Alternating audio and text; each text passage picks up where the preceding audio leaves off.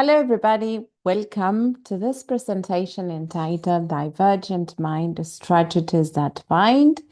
And as the title reflects, in today's world in which we have students with different types of learning needs, especially neurodivergent students, I think that somehow this presentation might be quite useful for us to share and debate on very practical strategies, right, that we can easily start integrating in our teaching on daily basis.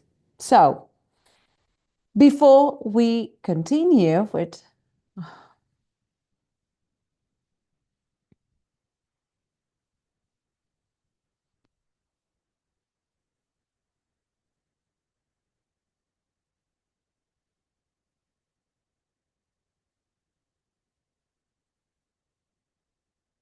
welcome everybody.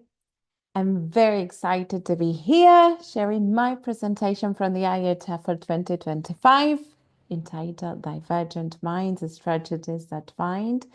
And as you can clearly see from the title itself, this is going to be a very practical presentation in which we're going to just simply share useful strategies that you can easily start putting into practice into your daily teaching, let's say.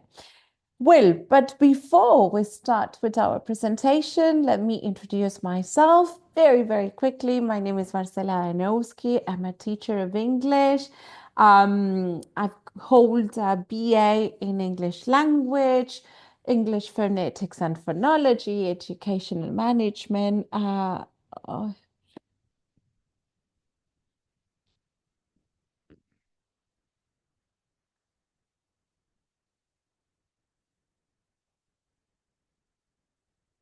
Hello, everybody. I'm thrilled to be here sharing today with you my presentation from the IETF 2025 entitled Divergent Minds, Strategies That Bind.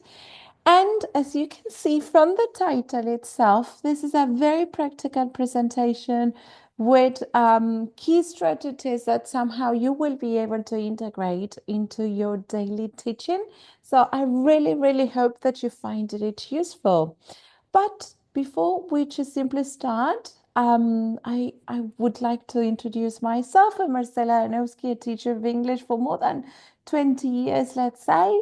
I hold a BA in English language, diplomas in English phonology and phonetics, educational management, curricula, accommodations, and well, many, many other things. But most importantly, I'm super interested in always rethinking the way that we are teaching. And in particular, with this presentation, you might be wondering, how is it that I came up with this idea? And you know that everything just simply reuses into my own experience. Everything started with my own son, Juan Bautista, who is nowadays 19 years old. He's already at university, but to make the story short, we could simply notice that there was something going on since he was very little at kindergarten.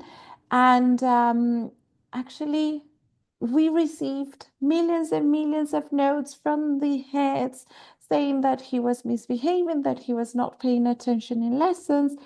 Well, we managed to get him to different doctors, professionals, and well, we were even suggested not to try with certain medication until we finally managed to get the right place for him, right? That kindergarten, that place, that institution was simply not working for him. They didn't understand the way in which he was connecting, right, with knowledge. And of course, with a lot of therapy, even with positive education as parents, right? We also learned how to help him, how to guide him. And well, as you could see, He graduated from primary, from secondary school within that same institution. And we were so, so proud because it was a teamwork, definitely school and family. And we managed, you see. So that's why somehow I am so much into this topic, right? Of thinking, rethinking how we can adapt our teaching strategies so that we can make sure that our classrooms are inclusive, supporting, and I would even say enriching for all students. And of course, especially for those ones with neurodivergent minds. Yeah. But well, I think that in order to kick off with this presentation, I wonder, did you know that we are somehow living in a neurodivergent world? Look at all of these figures and numbers. My goodness. So I think it's high time we did something in our lessons, in our classrooms. This is something that requires complete action. We really need to take action, right? And I wonder, do you happen to know the difference in between these two big concepts? Have you heard of the word diversity? I'm pretty sure that you did. But what about the difference in between neurodiversity and neurodivergence? So I think it's important to just simply start by defining these two concepts. Whenever we talk about neurodivergency, what we are acknowledging is this full range of natural variations, different ways in which the brain works. And it's important to notice that neurodiversity, sorry, um, doesn't just simply imply that there's one way of thinking that it's maybe better than the other. It just simply means that we're all different and we all learn and think and process, let's say, information differently. Now, in the case of neurodivergence, on the other hand, somehow that is kind of narrowing it into specific conditions like autism, dyslexia, and any other neurological situation. Um, that doesn't mean that the student needs to be, let's say, fixed. My goodness, no, no, no. It should just simply mean that we are the ones that need to adapt our teaching strategies so as to support those students, to help them find their challenges, and to be able to overcome them and to support their strengths, right? So, this is a very important distinction because somehow, no matter if students are neurodivergent or not, it's a fact. We all learned in a different way, with a different rhythm, pace.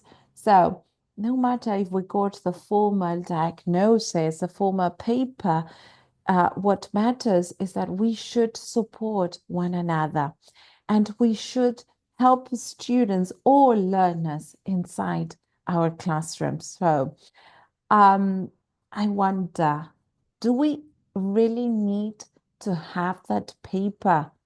It's like whenever you have a patient, no, with some heart disease, are you going to wait until that patient gets a heart attack in order to treat him?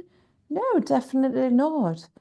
And in the same way in here with our students, are we going to wait until we have the formal paper saying that they got a specific learning disability? No, we need to give them a hand, no matter if they are neurodivergent or not. Yeah. Luckily, in our country, in Argentina, neurodiversity and let's say inclusive education is really backed up with a solid framework. Um, Everything starts with the National Education Law from 2006 that addresses various forms of discrimination, even promotes equality. And this is a sort of reminder, this law is a sort of reminder that inclusion is a right. It's not a privilege. Then later on, with the resolution CFE 155 from 2011, it goes like a step further by just demanding that educational institutions need to transform themselves and they need to accommodate to the different learning needs that our students have nowadays. And that means that schools are somehow responsible for adapting to students, and it's not the other way round, luckily. And well, lastly, in 2018, with the resolution 1664, specifically from Buenos Aires, this resolution emphasized that inclusive education is not just simply limited to students with disabilities. It's a law that recognizes that we are all unique, that every single student is unique. It's an individual that has certain strengths, challenges, and potential, and it really highlights inclusion with this concept, which is amazing, right? So, what can we do inside our classrooms? Because as I told you from the very beginning, we are somehow the ones that need to take action, the ones who share a lot of time inside the classroom with our students.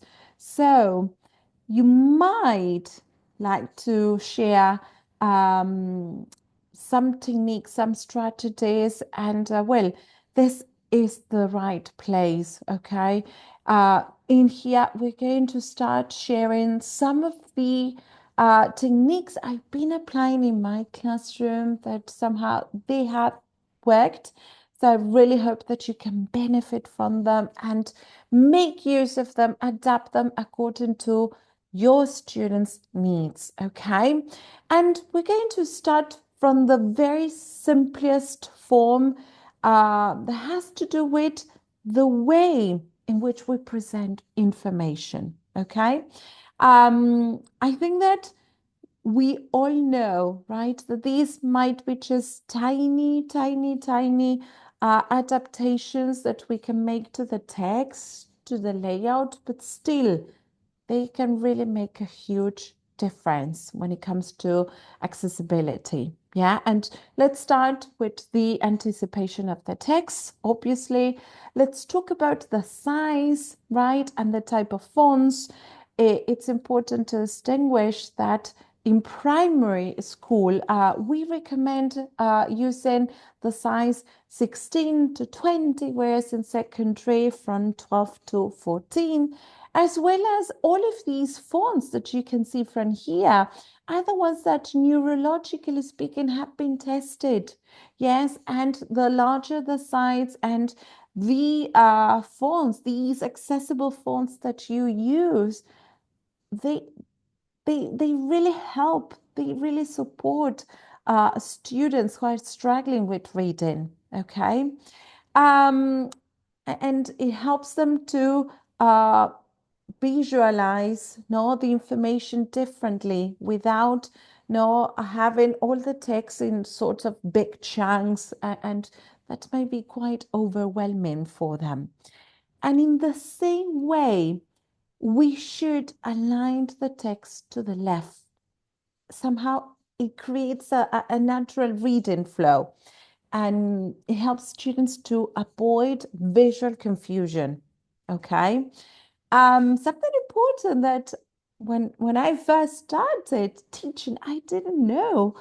It's the fact that we should only highlight, or let's say, use the bold technique, right? We need to place in bold all of those words that are essential, key words, right? For the students to understand a task. I personally used to underline everything and titles or in bold. And no, just simply reduce it to the key ideas, to those key actions for them to understand exactly what they need to do in that task. Okay. And if you underline everything, if you use bold in everything, you're just blurring the letters. No, it's quite challenging for students, especially with dyslexia or with visual issues. The same as with the line spacing, 1.5. And be careful when you are incorporating images. I was one of those teachers who thought that the more you could incorporate, visually speaking, the better for them to understand. And it's probably the right way of thinking when you still don't know anything about accommodations. But the truth is that the more images that you place, the more distractful the text is going to be, especially if you incorporate images with a lot of information going on with distracting backgrounds. So careful, just reduce the visual aids to the minimum, right? And place them on the right, at the beginning or at the end, and careful with the background. Yes, clutter-free layout helps students focus on the context. Yeah. This is, for example, one of my reading comprehensions from many, many years ago, in which I thought I was doing the right thing. You see, lots of images, not paying attention to the layout.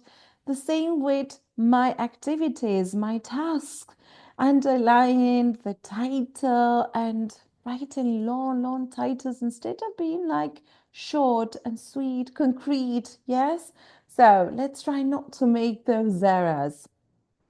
Well, what else? What else can we do? Well, think about the boys and the choice. I think that communication is another crucial point.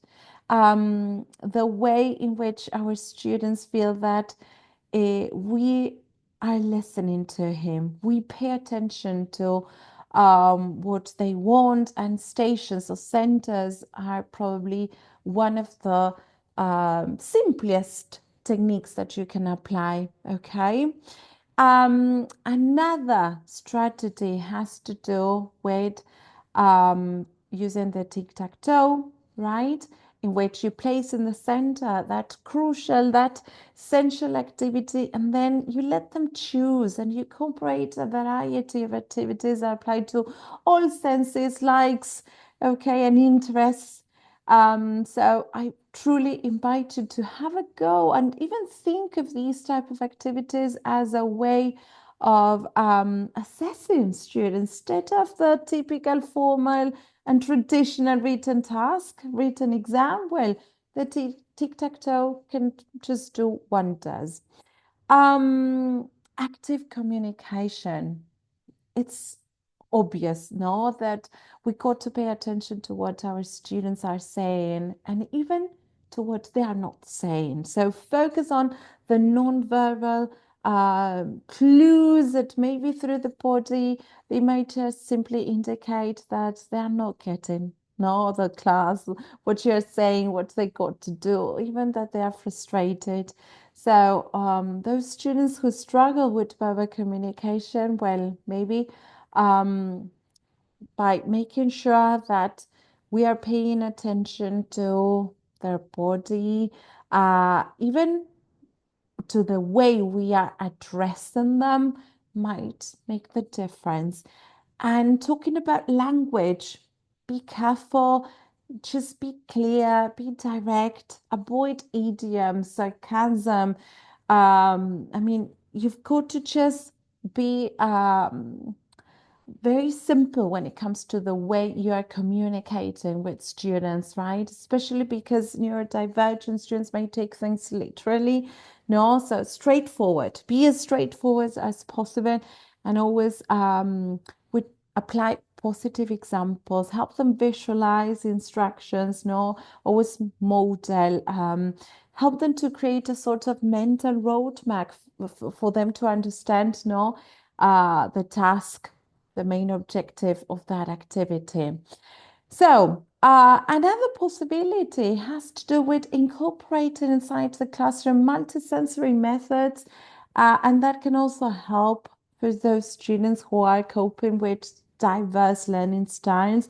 So, if you got students who are way much more visual, well, use mind maps, use pictures, colors, thinking routines. Why not? Simple ones like see, think, wonder, or a simple a color. Well, we might believe that thinking routines stimulate critical thinking, that they are too complex and no neurodivergent students won't be able to handle that. Well, no, just give them the possibility and they will do great with them. Yeah, the same as with design thinking for kinesthetic learners, right?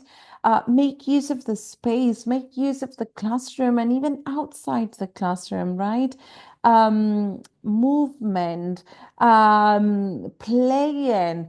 If they are auditory, well, allow them to listen to the text, even allowed them to provide you with the answers through a recording, no, because that will help them to process information differently. Yeah, instead of doing it on a sheet of paper, they will do it verbally and successfully. So apply to senses. Yes, think of multiple techniques that will allow them to canalize learning through their senses. Yeah.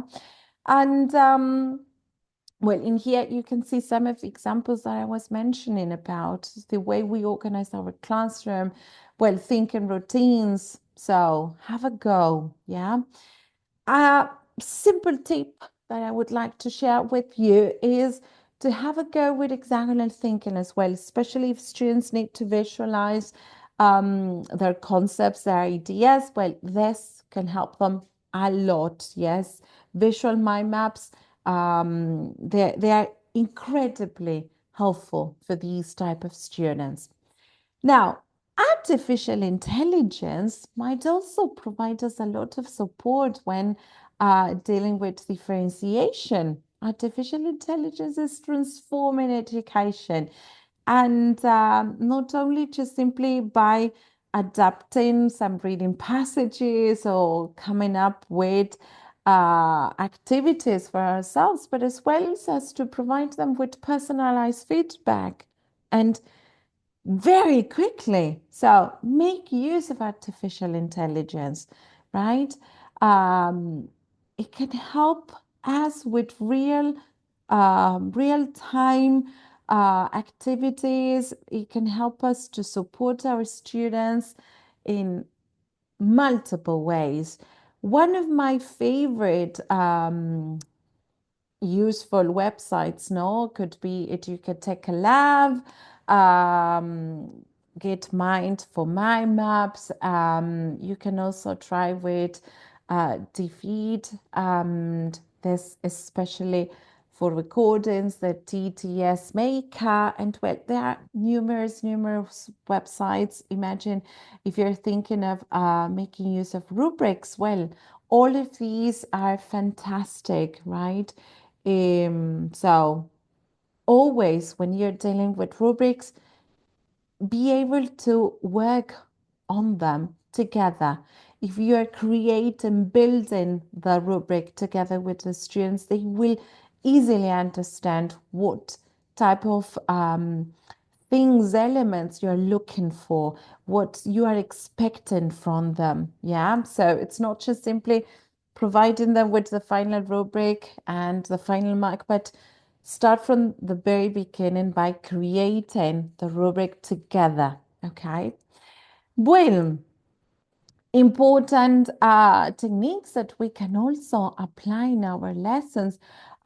Maybe just by making use of featured toys, as we said before, anticipation, not only of just simply the text, but also the routine.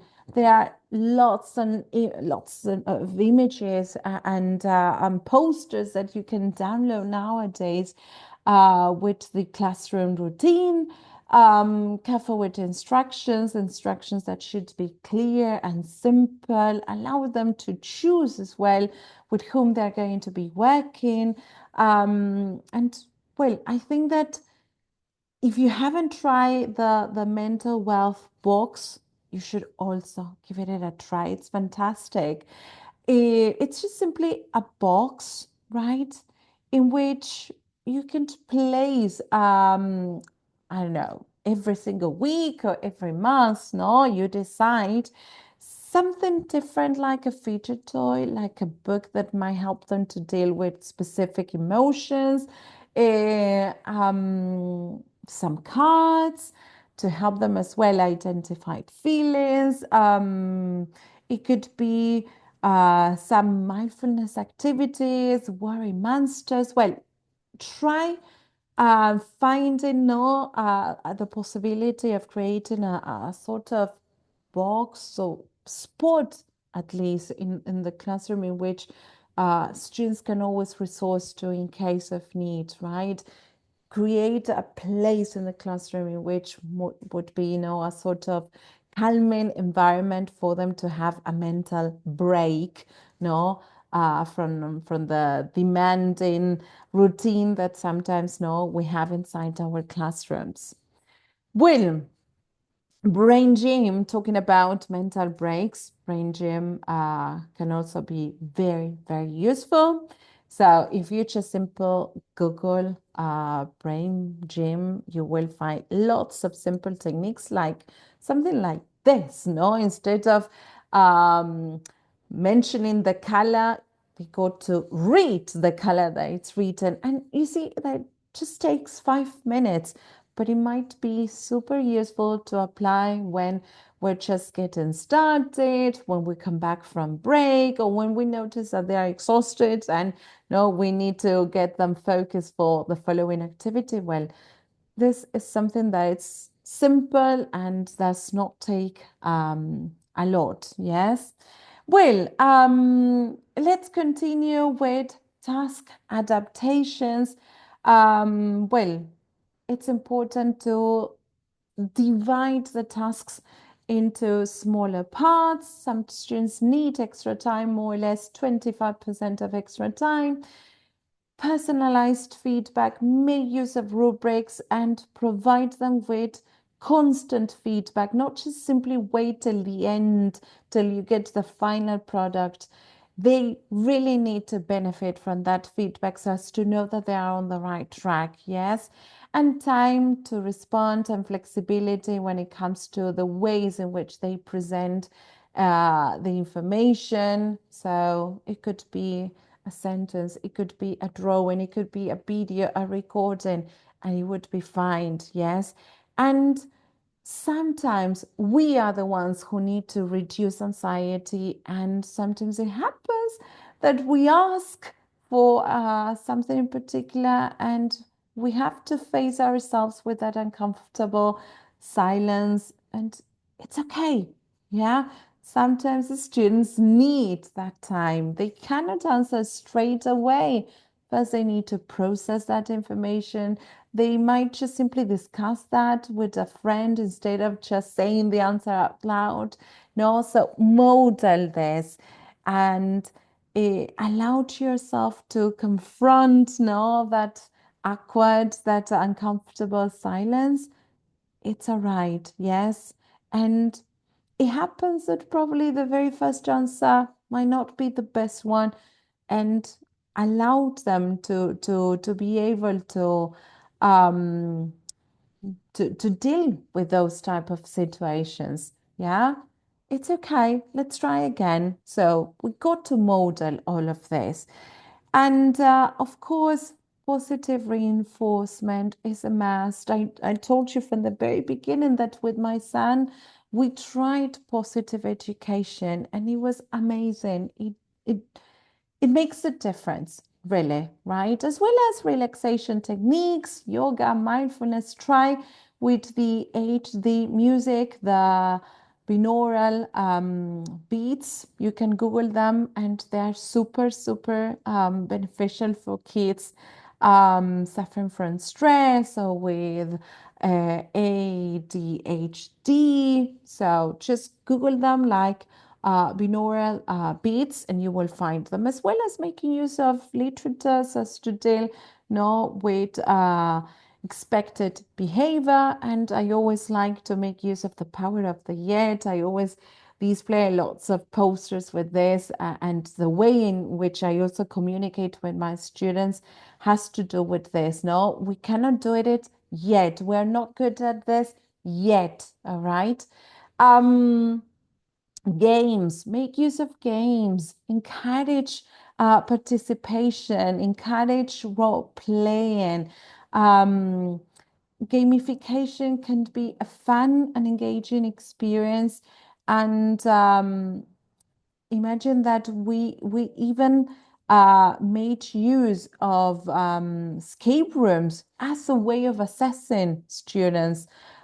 So it can do wonders, right? And always think about the way you are assessing your students. Assessing is not just simply a process in which we put a mark on our students, but it's the way in which they are applying on their knowledge. So it's a process that uh, should grow over time and should showcase their progress, their reflection. So maybe rethinking on the way we are assessing our students and making use of strategies like the e-portfolios, like exit tickets, can just simply make the difference. I truly invite you to have a go with e-portfolios from the very beginning of the year, and you will see the difference, right? Design thinking can also be fabulous, right? For them to realize that they are doing something with their knowledge, that they're putting knowledge into practice, and it can also be an interesting way to assess them, right? Instead of asking them to memorize things by heart. Well, what I was telling you about the escape rooms, it could be an amazing opportunity to assess them differently, and they're having fun, they are motivated, engaged without realizing. So, metacognition, of course, it's always a master part of the learning process, and all students, neurodivergent students or not, we all need to reflect on the way we are learning. And when doing these type of activities, like making use of exit tickets, do not forget to make use of feelings. Maybe these activities are the ones that might help you to get to know your student more, and to see if they are struggling with something in particular. But well, let me tell you, you are not alone. Yes, this is something that, of course, needs to start from our teaching training programs. Uh, the educational system needs to change. I know our curriculum needs to be a little bit more flexible, but well, still, we are the ones spending most of the time with our students, and we can make the difference by just being more flexible, by thinking on creative ways in which we can teach, in which we can assess them, and always focusing on the progress, on the process, not just simply on the result. Yes, and making them feel that they're important, that their voice and choice matters, right? Um, but still, I know it's not 100% our responsibility, but we can't make that difference, and we can also work together with families, right? Providing them with a more personalized system that can help them achieve all of their goals, right? So I hope that you could benefit from some of these ideas. We could spend many, many, many hours talking about all of the things that I'm pretty sure that you are already doing inside your classrooms. So hopefully, I hope that somehow we have met our objectives for the day. Thank you so much for watching this video, for stay until the very end. And remember that inclusive education should never be something that threatens us, that discourages us, but something that inspires us, that enriches us. So feel free to contact me. Feel free to share your experiences. Let's get in touch and let's keep on building this community all together by sharing our best practices. Thank you so much. Until the following session. Bye bye.